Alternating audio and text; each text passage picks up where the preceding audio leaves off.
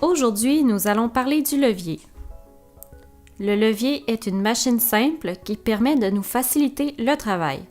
On peut l'utiliser de différentes manières selon nos besoins. Regardez le montage que nous avons ici. Un levier est constitué d'une longue tige rigide qui pivote autour d'un point d'appui. À l'une des extrémités, nous plaçons une charge à soulever, une masse, et de l'autre, nous appliquons la force pour soulever la charge. Notre but est de montrer de manière précise, en utilisant des mesures, comment un levier permet de réduire la force à fournir pour soulever une masse de 1000 grammes. Nous avons ici un dynamomètre qui permet de mesurer la force.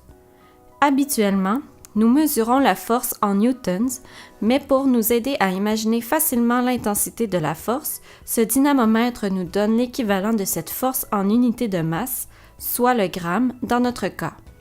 Avec ce dynamomètre, nous pouvons mesurer des forces pouvant atteindre jusqu'à l'équivalent de 1000 grammes.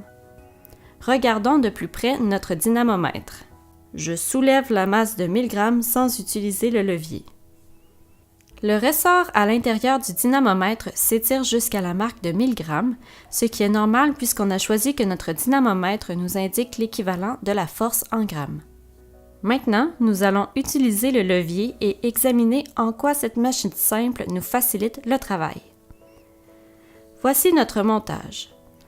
Nous avons notre tige rigide, nous avons notre point d'appui et nous avons notre charge à soulever. Je place la charge presque au bout de la tige. Voyons ce qui se passe au niveau de la force nécessaire pour soulever la charge. Je soulève la charge. Le dynamomètre affiche 1000 grammes. Le fait de placer la charge au bout du levier ne nous a pas facilité le travail. Nous allons maintenant tester un autre emplacement. Nous allons placer la charge au milieu du levier.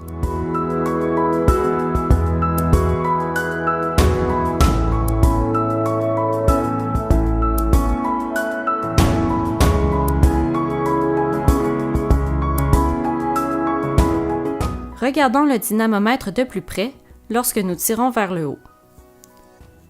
Le dynamomètre indique une force qui équivaut à 500 grammes. Rappelez-vous, nous soulevons une charge de 1000 grammes, mais le dynamomètre mesure une force équivalente à 500 grammes, donc environ la moitié.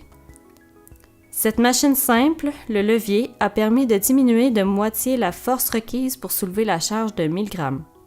Que se passerait-il si nous approchions encore davantage la charge du point d'appui?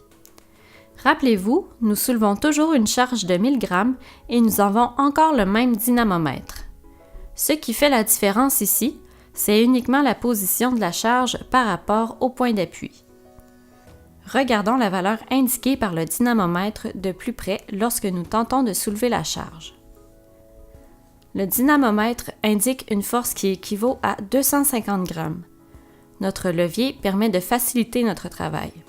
Nous soulevons une charge de 1000 grammes, mais en utilisant une force qui équivaut à 250 grammes. En conclusion, sur un levier, plus nous rapprochons la charge du point d'appui, plus la force nécessaire pour soulever cette charge devient petite. C'est un avantage mécanique ou un gain mécanique. On dit alors qu'un levier permet de décupler la force. En réalité, il existe aussi d'autres types de leviers que celui que nous avons illustré sur ce montage. Il existe 3 principaux types de leviers. Le levier interrésistant, dans lequel la charge est placée entre le point d'appui et la force. Le casse-noix permet d'illustrer le principe du levier interrésistant.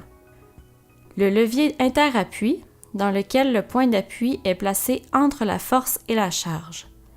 Une balançoire pour enfants est un exemple de levier interappui. C'est aussi le type de levier que nous avons expérimenté dans cette vidéo. Le levier intermoteur, dans lequel la force est placée entre le point d'appui et la charge. La pince à épiler est un exemple de levier intermoteur.